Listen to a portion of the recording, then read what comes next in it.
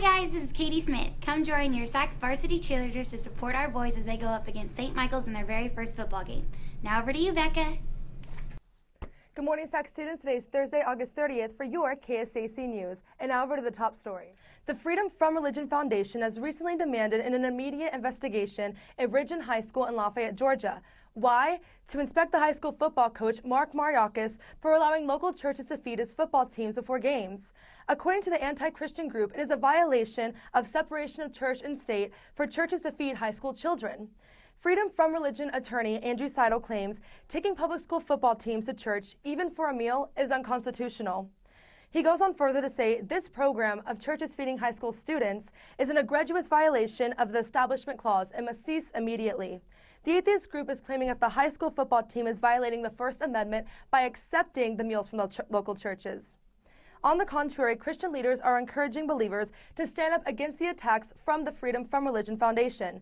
They claim that the anti-Christian foundation has dedicated itself to perverting the real First Amendment freedom of religious expression for an imaginary freedom from religious expression. Overall, this current event should encourage Christians to push back against the attacks of atheistic groups and exercise their constitutional right of religious expression, whether through speech, press, or simply feeding a football team. If we do not stand for those godly values which are so dear to us, then other leaders, like leaders from the Freedom from Religion Foundation, will be more than likely to take away our religious rights. Now over to Jessica for another story. A 77-year-old retired military man died a few weeks ago from the West Nile virus, becoming San Antonio's first victim of the worst nationwide outbreak. Bexar County had reported 3 people had been infected, including the man who died. All 3 local cases had ties to the military, 2 of them male and a female. All 3 received treatment at San Antonio Military Medical Center. The West Nile virus had arrived in the United States in 1999.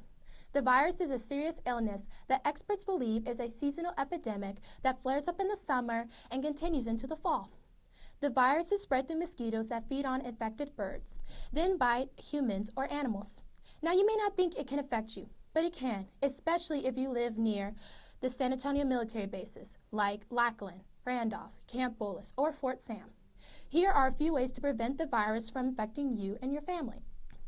The best prevention from the virus is to protect yourself from mosquito bites. Use insect repellent when you are outdoors. Wear long sleeves, pants, or stay indoors during dusk and dawn when mosquitoes are most active. Also stay away from standing water like flower pots, buckets, bird baths, wading pools, pet bowls, etc. Also, there is no specific treatment, so please take this in consideration. Well, this has been your KSAC News, and now over to Ashley with the breaking news. Hi, it's Ashley with your KSAC breaking news.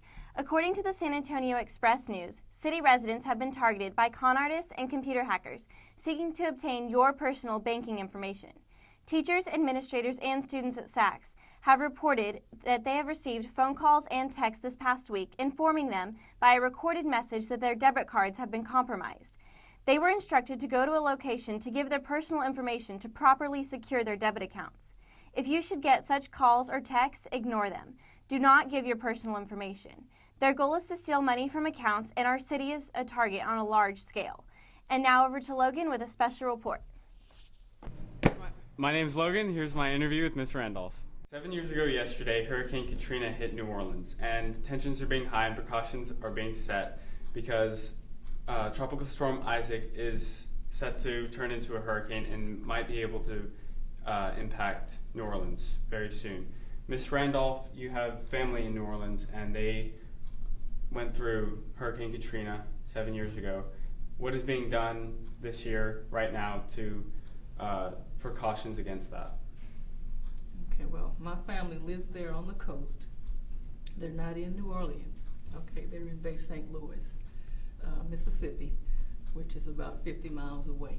Okay. But so often the hurricane path, it's like it's all one spot. So, just even over the weekend, I spoke with my sister Catherine, who lives right there, and they've already bought boarding up materials to board the windows on their home and all of that kinds of stuff. So, some reacting more than others.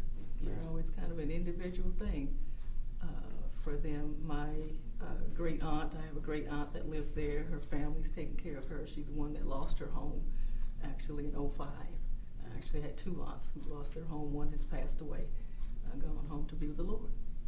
So, but it's better to be safe than sorry. I guess that's what my family's, their motto is. Even though I would get a little nervous if I lived there each year. So. Well, definitely everybody down there on the coastline in Mississippi and Louisiana and also Alabama, just in case, will be in our prayers. Thank you. Now to Amanda with the sports. Hey everybody, it's Amanda Henderson with your KSAC Sports Report. Today we have the freshman and JV football teams playing at St. Michael's, and that'll take place at 5 and 6:30 p.m. And players, you will leave at 2:10 p.m. today. Tomorrow we have the varsity volleyball team participating in their SAISD tournament, which will continue on to Saturday as well.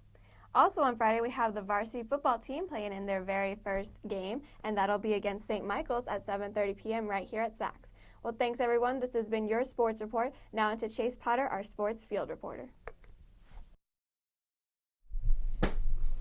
Hey, this is Chase Potter here with your sports field report. I'm here with Brian Hannis. Close. Hannis. All right. Tell us about yourself and a little bit about your family. Well, I'm the connecting pastor over at Crossbridge Community Church, and we've been in San Antonio for 6 years. I have two daughters, Courtney and Cameron, 7th and 9th grade. All right, and you're the new the girls basketball coach, correct? That's correct. So how exactly did you get involved with SACS? I have coached my youngest daughter's basketball team, and with Travis Hodges and their family goes here to SACS. And we also have several families from our church that go here and always said great things about SACS.